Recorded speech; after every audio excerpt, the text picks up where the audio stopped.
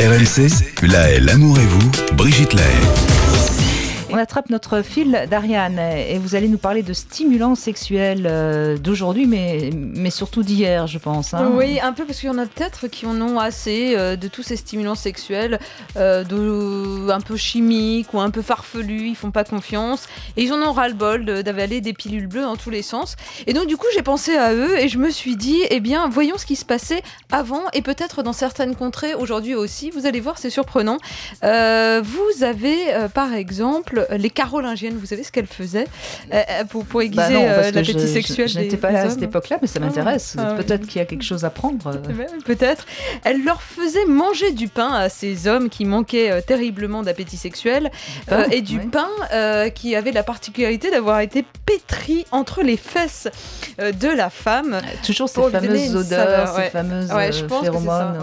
Ou alors simplement l'idée même de dire à l'homme en question qu'elle a pétri entre les cuisses qu'entre les fesses, non, c'est vraiment entre les fesses. Il faut vraiment écraser la mie entre les fesses. Enfin, pas la mie, mais comment on appelle ça, ce qui nous sert à faire du pain. C'est pour ça qu'on appelle les fesses des femmes des miches. Non mais j'imagine, j'en suis persuadée, je suis sûre que c'est ça l'origine, j'en suis sûre. Oh, je ne sais pas. Mais... Vous avez aussi toutes sortes de remèdes pour guérir l'impuissance. Et figurez-vous que sous l'Ancien Régime, les bourreaux avaient l'habitude de revendre les différentes parties du corps des suppliciés.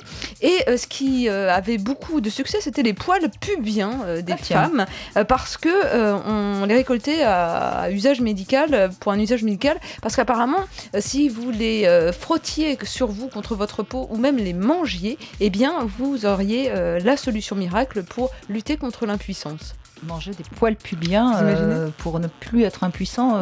Autant faire un cunilingus directement. Pourquoi aller utiliser mais elles sont toutes rasées maintenant. Ça c'est ça. Non, mais non, ça revient à la mode, les poils, les barbus, mais aussi pour les filles. On est sauvés. Tout va bien. Chasser le naturel, il revient au galop.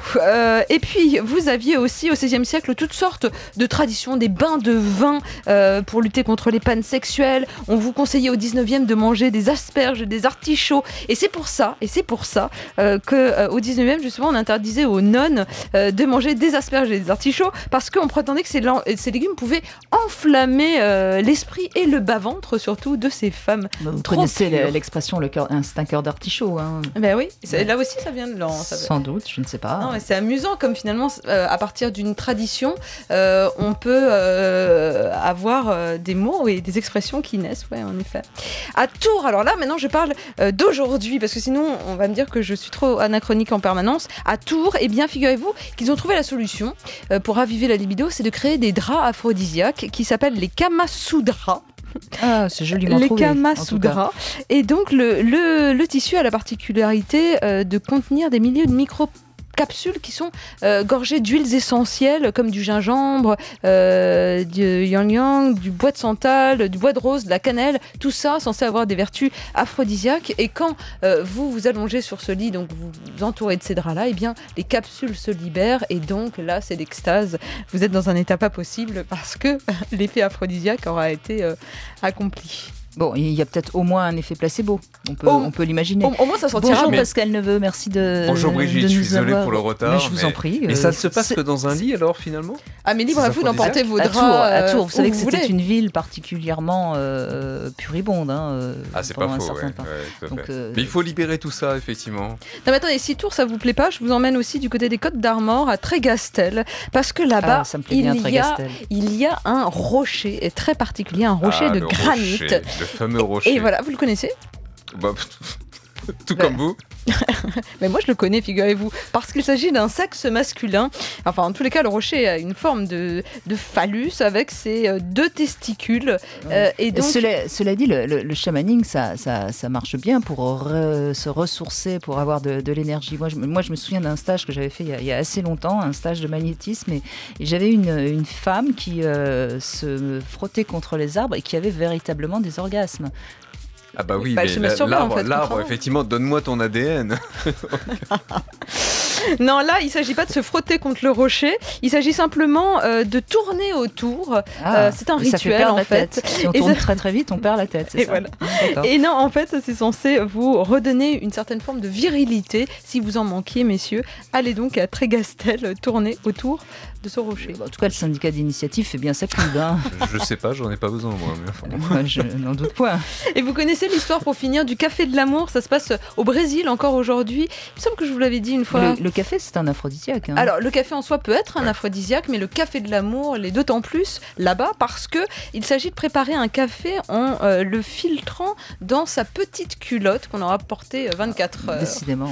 Et l'offrir à son amant pour pouvoir l'envoûter totalement. Paraît-il, ça marche. Voilà. C'est tout? On en reste là?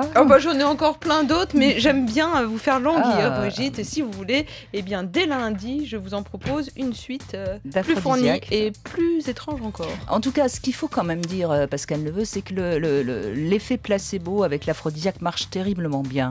Donc il ne faut pas hésiter à se penser qu'on va s'avaler cette petite chose qui va nous rendre plus désirants, plus formidables sur le plan sexuel. Mais oui, parce que c'est la question du fantasme, c'est la question du plaisir. Enfin, en tout cas, on fantasme le plaisir. Donc, effectivement, l'ajout d'un sextoy, l'ajout effectivement d'une nouvelle pratique sexuelle, etc., fait qu'on va s'imaginer effectivement prendre davantage. Donc, on part en Bretagne ce week-end, Pascal Neveu? Chiche. J'aime beaucoup le chiche d'Ariane. On part tous les trois, c'est ça, non? Allons-y, soyons fous. Mon mari, il écoute, il va pas être d'accord. Tous les quatre. Alors là, il va être d'accord. Et j'emmène le mien aussi. Super. Allez, appelez tous le 32-16. Et Loïc va venir avec nous et puis on va se faire une farandole autour de ce rocher. Super, j'adhère complètement. De granit. J'aime beaucoup le terme de farandole, oui. Allez, on se retrouve dans un instant au 32-16, bien sûr.